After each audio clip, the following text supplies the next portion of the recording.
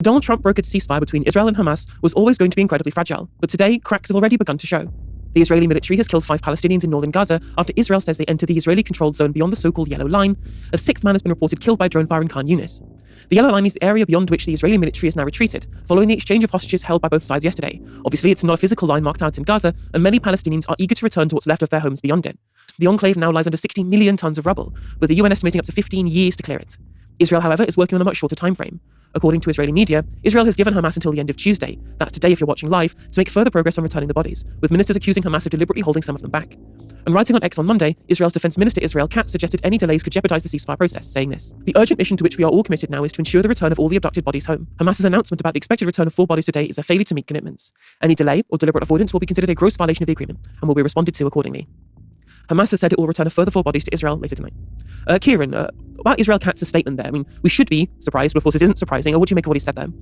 Well, the first thing I want to emphasize is that this, unfortunately, was always predictable. The status quo as of today was, to my mind, and I think to many Palestinians and many analysts, this was always where we were going to get to. I am a little bit shocked at how quickly we've got there, but I am not shocked by the substance of today's events. So, what do I mean by that? I think that Israel's strategy now is death by 1,000 cuts.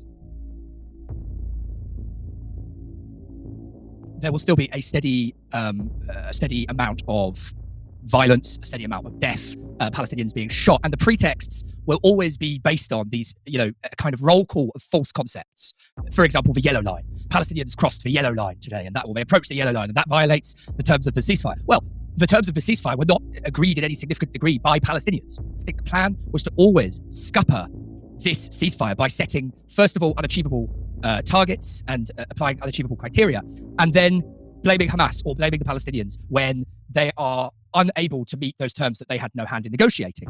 And the only question for me, really, is to what degree is Trump in on this strategy of Israel's? To what degree did Trump, has Trump staked his reputation on this ceasefire holding? Because we know he's obviously a very narcissistic person. So it is plausible that Trump actually wants this ceasefire to work, not because he gives a shit about Palestinian or even Israeli life, but because he cares about being the peacemaker and winning his Nobel Prize. I think actually more plausible is probably that this is part of a strategy that they have all agreed, which is the formal ceasefire stands, but de facto Palestinians are still killed in, a trickle or whatever, day by day by day, death by 1,000 cuts, until something happens and full scale, wholesale death and destruction resumes, and then it will be Hamas's fault.